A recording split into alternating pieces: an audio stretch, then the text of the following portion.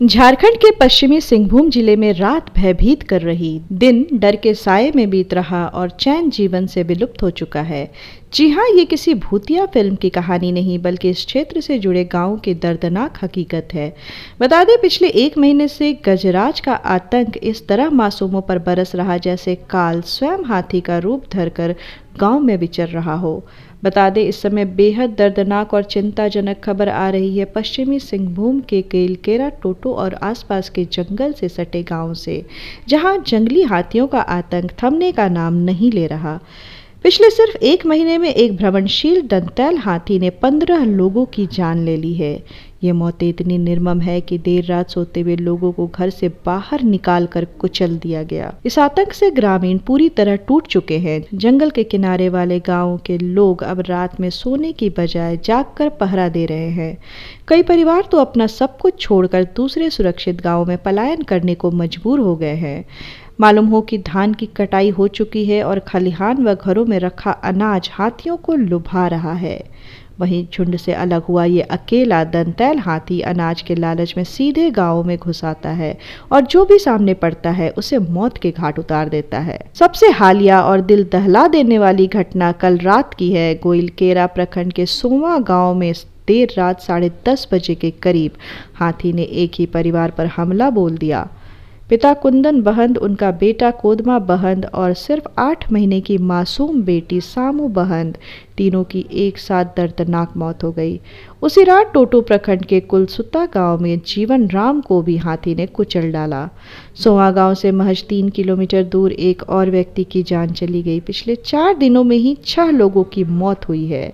One विभाग की ओर से कोई ठोस कार्रवाई न होने से ग्रामीणों में भारी आक्रोश है।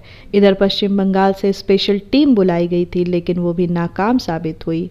वहीं लोगों की शिकायत है कि हाथी को भगाने के लिए उन्हें पटाखे तक नहीं दिए जा रहे। जंगलों में निगरानी का कोई इंतजाम नहीं है। सिर्फ पीड़ित परिवारों को मुआवजा देकर विभाग खानापूर्ति कर रहा। वहीं पिछले महीने पर नजर डाले तो 5 दिसंबर को आनंदपुर के रुंदी में 55 साल के सैम लुगुन, 6 दिसंबर को कुड़ना में 65 साल की कुंवारी बारला, 19 दिसंबर को मनोहरपुर के किंडुंग में लक्ष्मण बिरगाम, 20 दिसंबर को जराई केला के तैते में चंदन जोजो, 3 जनवरी को गोइलकेरा के रंकुबुरु में रेंगा कायम, 4 जनवरी को कितापी गांव में चंपा कुई, 5 जनवरी को कोंदो कोचा में 56 साल के जोंगा कुई और फिर कल रात की 5 मौतें।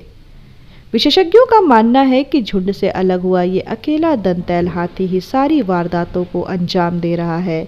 वन विभाग इसकी तलाश में जुटा हुआ है, लेकिन अब तक कोई सफलता नहीं मिली है। ग्रामीणों का एक ही सवाल है कि कब तक मौतों का सिलसिला चलता रहेगा। क्या प्रशासन इंतजार कर रहा है कि और कितने घर उजड़े? मानव वन्य जीव संघर्ष की ये त्रासदी दिन ब दिन गंभीर होती जा रही है। उम्मीद की जा रही है कि जल्द ही ठोस और प्रभावी कदम उठाए जाएंगे। और आज भी हम लोग अरासा पंचायत के सोवा गांव में मौजूद हैं, जो कि यहाँ काफी ग्रामीण भी संख्या पर है।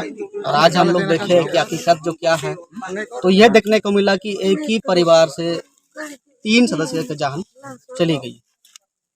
और आज तक इस हाथी को कंट्रोल करने के लिए वन विभाग के द्वारा आज तक कोई ठोस एक्शन नहीं लिया जा रहा।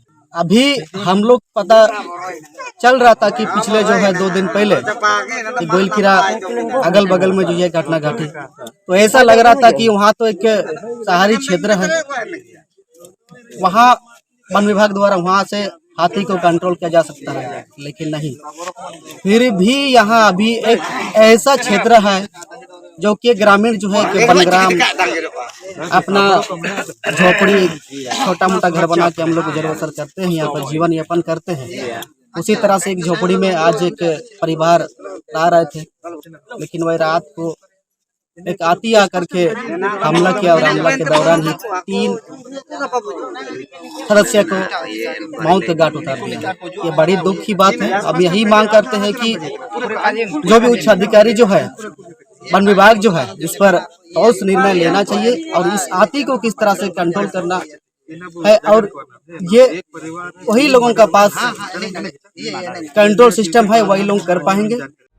लाइव लगातार के वीडियो को लाइक करें, सब्सक्राइब करें और बेल आइकन को दबाना न भूलें।